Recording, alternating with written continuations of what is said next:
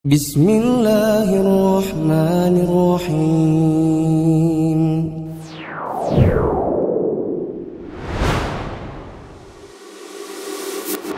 Bismillahirrahmanirrahim. Assalamualaikum warahmatullahi wabarakatuh.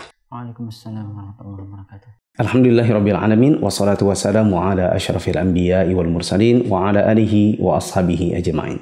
Teman-teman yang dirahmati Allah, para mahasantri, mahasantriwati, muallimin dan muallimat Mufid Islamic Academy, kita lanjutkan kembali sesi yang terakhir dari level ke-10 Mufid Islamic Academy, masih membahas tentang sebab-sebab kita futur dari belajar agama.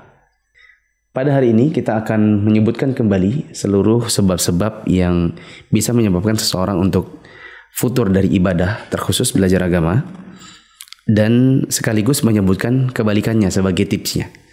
Karena sebab itu kalau dibalik berarti menjadi solusi.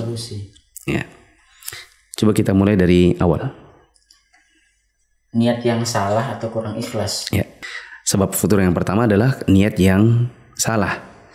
Berarti ke depan kalau kita ingin kembali belajar agama dan istiqomah, usahakan niatnya diperbaiki.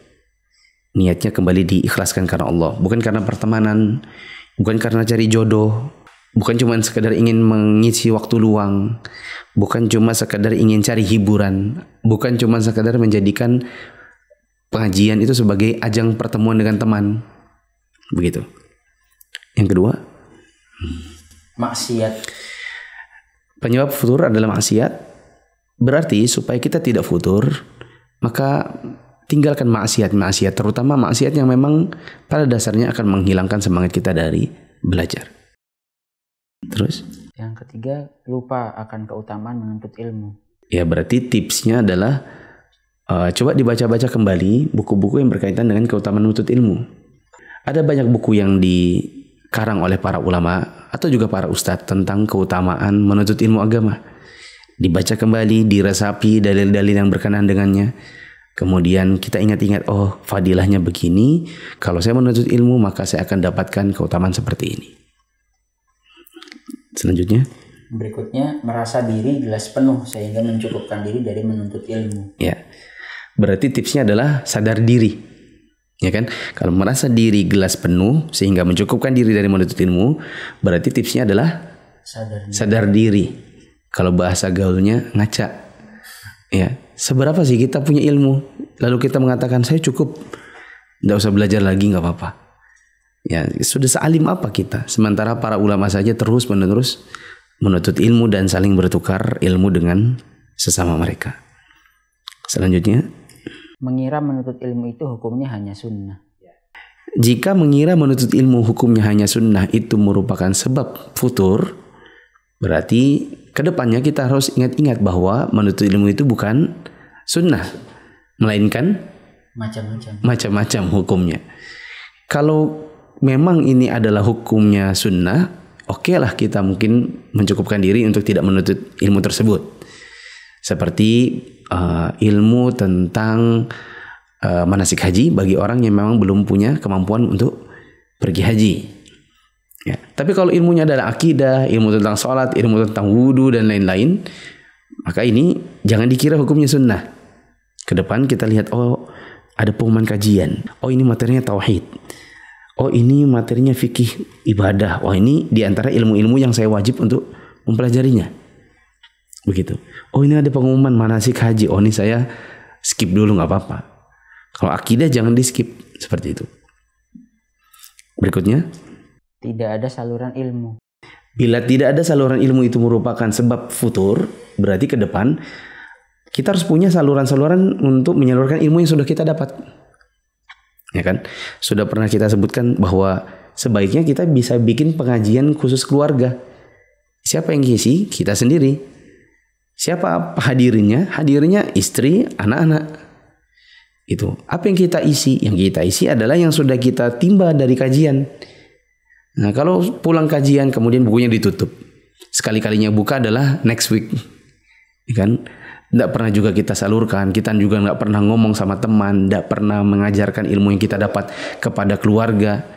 Ya walhasil akhirnya dia seperti yang sering kita jadikan analogi, emas bila cuma dalam tanah hanya batu biasa. busur dan anak panah bila hanya dikantongi yang nggak ada target dan tidak ada sasaran yang akan dapat, ya, dan seterusnya. Ada saluran ilmu yang lain yang Anda tidak ingat apakah kita sebutkan di pertemuan sebelumnya, yaitu menjadi tim ilmiahnya asatizah. Jadi asatizah mungkin dia punya kemampuan untuk istinbat hukum. Kita punya kemampuan menulis. Kemudian kita bilang, Ustadz saya mau transkrip kajiannya. Ustadz saya mau nulis ini, nanti tolong diperiksa di murojaah. Tulisan saya ini udah benar atau belum. Ya kan? Menjadi tim ilmiahnya asatizah. Ustadz punya website, saya mau kontribusi untuk tulis misalnya fawaid saja. Ya. Kemudian juga menjadi kepanitiaan dakwah. Ini diantara saluran-saluran ilmu yang lain. Bisa juga dengan mengikuti kelas-kelas tadribud duat. Mungkin ini cocok buat teman-teman yang sudah ngaji 10 tahun, belasan tahun. Artinya dia sudah banyak yang dia timba dan saatnya untuk menyalurkan ilmu yang dia dapat. Misalnya ikut kelas tadribud duat, persiapan dai. Ya, supaya nanti kalau misalnya ustadz-ustadz ada yang berhalangan untuk ngisi khutbah Jumat, sementara permintaan begitu banyak, maka ikhwan-ikhwan yang lama-lama ini yang sudah dilatih, mereka yang dikirim untuk khutbah Jumat. Begitu. Lanjut. Yang berikutnya, pengaruh teman pergaulan. Ya, maka di antara tipsnya untuk kita bisa kembali semangat dalam belajar, harus mengganti teman yang memang membuat kita malas. Ya, teman-teman yang membuat kita malas dan tidak lagi menuntut ilmu itu harus ditinggalkan. Pilihannya begini kalau teman-teman itu, pengaruhi atau tinggalkan. Kalau kita yang dipengaruhi atau kita sama dia juga tidak berpengaruh kitanya, ya udah tinggalkan. Sekali lagi ya, prinsipnya dalam berteman itu adalah pengaruhi dia untuk menjadi orang yang baik. Kalau tidak, ya tinggalkan saja.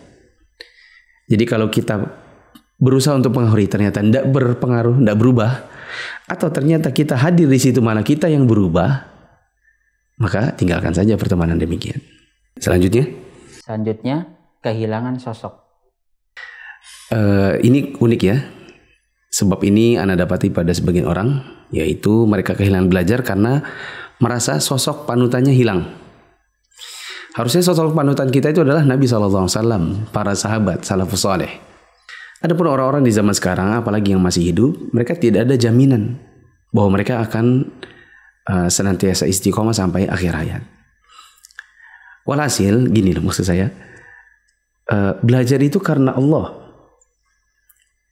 karena mencontoh Rasulullah dan mengikuti jejak salafus saleh. Bukan karena ngefans sama ustadznya. Ada sebagian ustadz itu kan kalau mereka datang, kemudian teman-teman pengen foto gitu, karena ngefans. Nah, menurut Ana, yang seperti ini harusnya kita hilangkan dari hati kita. Yaitu belajar hanya karena cocok dan merasa cinta dengan si pembawanya. Seperti orangnya, dengan orangnya, pembawa ilmunya ini. Karena khawatir nanti ya seperti ini, futur gara-gara ustadz favoritnya meninggal misalnya. Ya, dan ini tidak pantas untuk seorang penuntut ilmu. Kita tidak pernah diajarkan juga oleh guru-guru kita untuk belajar karena cinta sama dia. Ya, lanjut. Yang berikutnya, masalah di dalam rumah tangga, juga masalah muamalah dengan sesama penuntut ilmu atau bahkan dengan gurunya. Ya, berarti ke depannya minimalisir masalah-masalah muamalah. Jadilah orang yang jujur, jadilah orang yang amanah, atau antum bermuamalah sama orang yang amanah, sama orang yang jujur. Ya, begitu juga dengan istri, keluarga, dengan guru. Ya, dalam sisi muamalah hendaknya dijaga agar tidak ada kezaliman di antara kita gitu. Lanjut. Terlalu sibuk dengan usaha atau kerja sehingga kena istidraj. Nah, untuk masalah ini kita baru saja bahas pada sesi sebelumnya. Yang intinya adalah hendaknya kita dalam bekerja itu tidak menghabiskan waktu hanya untuk urusan dunia. Orang bilang tidak terlalu ngoyo mengejar harta duniawi, karena itu juga nanti akan hilang. Ya, sementara menuntut ilmu itu adalah bekal akhirat. Apa kata Allah? Wa bataghi fima ataqallahu daral akhirah wa la tansa nasibaka minad dunya. Oke, Allah bilang carilah apa yang menjadi bekalmu nanti di akhirat. Jangan lupakan untuk bagianmu dari dunia. Itu dijadikan oleh Allah bagian kedua, ya. Dan jangan lupa bagianmu dari dunia, karena juga kita butuh dunia untuk membiayai ibadah kita, untuk membiayai sekolah anak kita, untuk membeli rumah agar tidak kepanasan dan kehujanan, ya, untuk berkendaraan supaya kita tidak letih dalam berjalan. Tetapi ini dijadikan oleh Allah adalah bagian kedua. Ya, artinya yang harusnya dijadikan utama adalah urusan akhirat. Lanjut. Menjadikan ilmu hidangan prasmanan yang diambil sesuai selera. Ya, ilmu bukan sesuai selera. Ilmu itu yang urgent, kemudian yang sangat penting, kemudian yang penting, yang cukup penting. Seperti itu. Bukan, saya lagi mau yang ngaji yang ini aja, ini yang ngaji yang ini aja lah, ini aja yang mudah.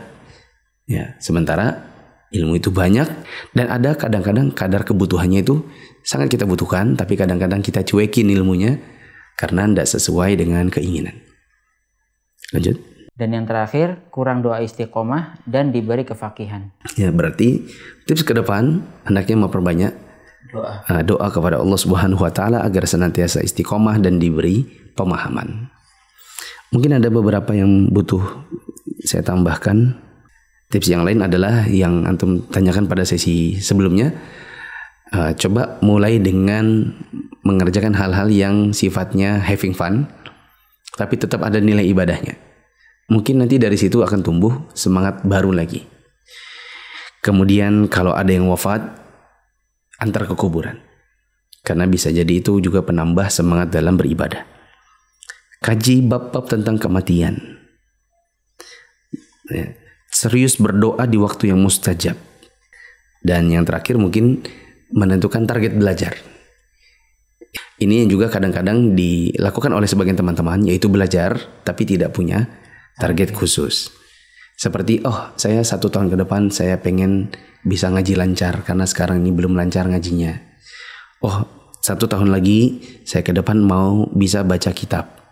Nah, dengan adanya target-target belajar, insya Allah kita akan semangat dalam belajar ini. Iya.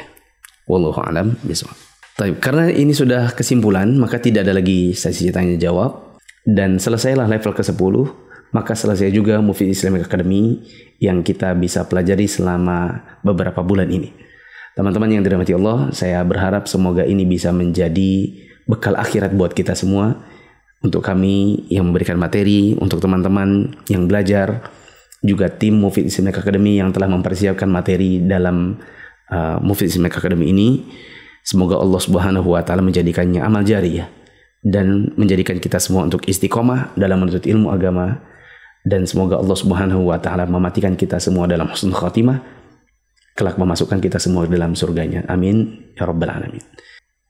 Teman-teman yang dirahmati Allah, kami juga berharap teman-teman untuk bisa senantiasa belajar tentang ilmu agama, ilmu syar'i. Meskipun Mufid Islamic Academy sudah selesai, teman-teman bisa mengkaji ilmu agama dengan metode yang lain, entah online, entah offline, dengan asatizah yang memiliki kapasitas dalam mengajar.